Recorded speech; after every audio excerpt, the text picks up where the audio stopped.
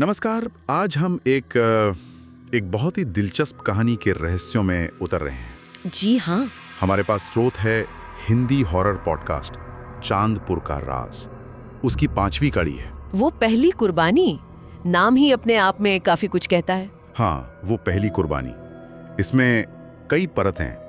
एक पुराना श्राप है, बलिदान का एक चक्र है और फिर आत्मा के कब्जे की बात भी है। बिल्कुल, तो कई सारे एलिमेंट्स हैं इसमें।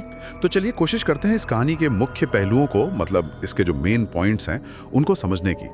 शुरुआत वहीं से करते हैं जहां पिछली कड़ी मतलब भाग 4 खत्म हुआ था। कथावाचक राघव अपने देव काका के साथ उस पुराने मंदिर में है। हाँ, और वो मंदिर भी कोई आम मंदिर नहीं। सही कहा। दिलचस्प बात यह है कि ये मंदिर किसी पारंपरिक देवी देवता का नहीं बल्कि एक रक्षिका का है।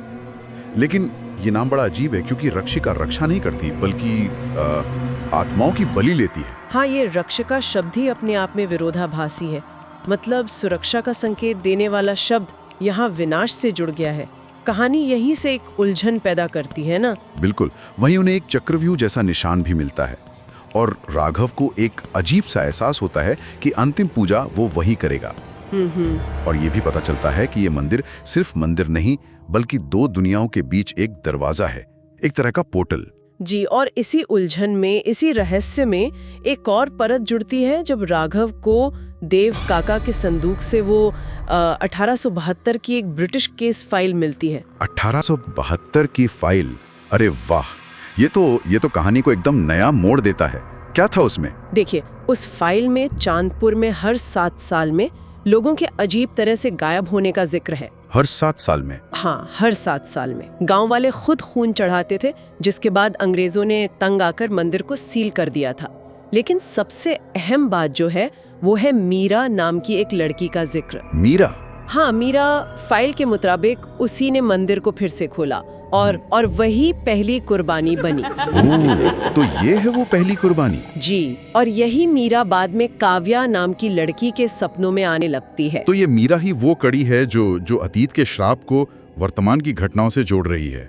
मतलब काव्या के सिर्फ डरावने नहीं थे, वो इतिहास की गूंज थे एक तरह से। बिल्कुल, वो सिर्फ सपने नहीं थे, वो एक चेतावनी थी शायद। और फिर वो कुआं मंदिर के पीछे, सप्तरक्त भूमि, उसका क्या रहस्य? वो नाम भी बड़ा अजीब है। हाँ, सप्तरक्त भूमि। माना जाता है कि मीरा का शरीर उसी कुएं में फेंका गया था, लेकिन उसकी आत्मा वहीं अटक गई। अच्छा। कहते हैं कि हर 7वें साल वहाँ खून उभर आता है। हर 7वें साल? जी, और गौर करने वाली बात यह है कि काव्या भी ठीक 7 साल बाद ही गायब हुई थी। ये सब महज इत्तेफाक नहीं लगता। कहानी इसे एक पैटर्न की तरह दिखाती है। बिल्कुल, ये तो एक भयानक चक्रव्यूह जैसा लग रहा है। और जब राघव उस कुएं में झांकता है तो उसे जो दिखता है वो तो रोंगटे खड़े कर देता है। क्या दिखता है उसे? अपना ही अक्स, पर आंखें किसी और की, और फिर उसे मीरा नाम सुनाई देता है। ये कब्जे की तरफ साफ इशारा करता है ना? हाँ, और इसके फौरन बाद ये शक यकीन में बदल जाता है। राघव को काव्या के बंद कमरे से अजीब आवाजें आने लगती हैं। उसकी डायरी के पन्ने वो खुद ब खुद पलटते हैं। Oh my God.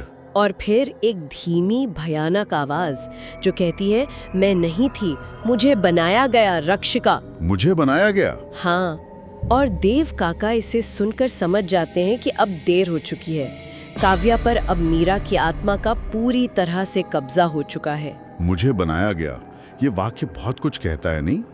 ऐसा लगता है जैसे मीरा की अपनी कोई मर्जी नहीं थी इसमें। उसे इस भयानक रूप में धकेला गया था। ये उसे सिर्फ एक विलन नहीं बल्कि एक विक्टिम भी बनाता है। सही कहा। ये कहानी को एक नैतिक दुविधा देता है। और देव काका का डर भी बिल्कुल जायज लगता है उन्हें लगता है कि अगर इस बार बलि नहीं दी गई तो मीरा की आत्मा या ये जो रक्षिका बन गई है वो पूरे गांव को खत्म कर देगी। मतलब ये चक्र पूरा होना ही चाहिए, चाहे उसकी कीमत कुछ भी हो। उनके हिसाब से तो हाँ। और कहानी ठीक इसी टेंशन पर, इसी तनाव पर आकर रुकती है। मंदिर के सामने अंतिम पूजा की तैयारी है। एक बलि होनी है जिससे आत्मा को या तो नया शरीर मिलेगा या फिर मुक्ति। और इस बार बलि के लिए किसे चुना गया है? राघव को, कथावाचक को ही। ओह, और कब्जे में आई काव्या का वो कहना, तुमने उसका नाम सुना है, अब तुम उसके हो, ये सिहरन पैदा कर देता है। हाँ, ये सिर्फ धमकी नहीं लगती, ये एक तरह का ऐलान है कि राघव अब उस चक्र का, उस श्राप का हिस्सा बन चुका है। उसके पास अब दो ही रास्ते हैं, या तो वो मीरा की तरह अगली कुर्बानी बन जाए, या फिर किसी तरह इस सदियों पुराने भयानक चक्र को तोड़ दे। लेकिन कैसे, ये सवाल बना रहता है। तो हमने देखा कि कहानी कैसे इतिहास, अलौकिक घटनाओं और व्यक्तिगत संघर्ष को एक साथ बुनती है। वो ब्रिटिश फाइल जैसी चीजें इसे एक जमीनी हकीकत का एहसास देती हैं। हाँ, उसे विश्वसनीय बनाती हैं, जबकि आत्मा का कब्जा और वो बलिदान का चक्र इसे एक गहरे भयानक डर से जोड़ते हैं। बिल्कुल, ये बलिदान का चक्र एक मुख्य थीम है, हर 7 साल में दोहराई जाने वाली ट्रेजेडी। और दूसरा अहम पहलू है मीरा का बदलना, उसका बनाया जाना। ये दिखाता है कि बुराई शायद पैदा नहीं होती, उसे बनाया जाता है। तो संक्षेप में कहें तो स्थिति ये है, राघव बलि के मुहाने पर खड़ा है, काव्या पर आत्मा का कब्जा है और पूरे गांव का भविष्य दांव पर लगा है। कहानी एक बेहद नाजुक और खतरनाक मोड़ पर है। जी, और अंत में एक सवाल श्रोताओं के लिए छोड़ जाते हैं, जो इसी कहानी से उपजता है लेकिन सीधे तौर पर कहा नहीं गया। क्या इस कहानी में बलि का अर्थ हमेशा शारीरिक मृत्यु ही है?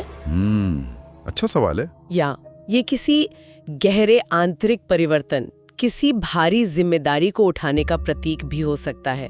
मतलब क्या उस जिम्मेदारी को निभाकर ही शायद ये श्रापित चक्र टूटेगा? विचार करने योग्य बात है ना? हाँ बिल्कुल, ये सोचने पर मजबूर करता है।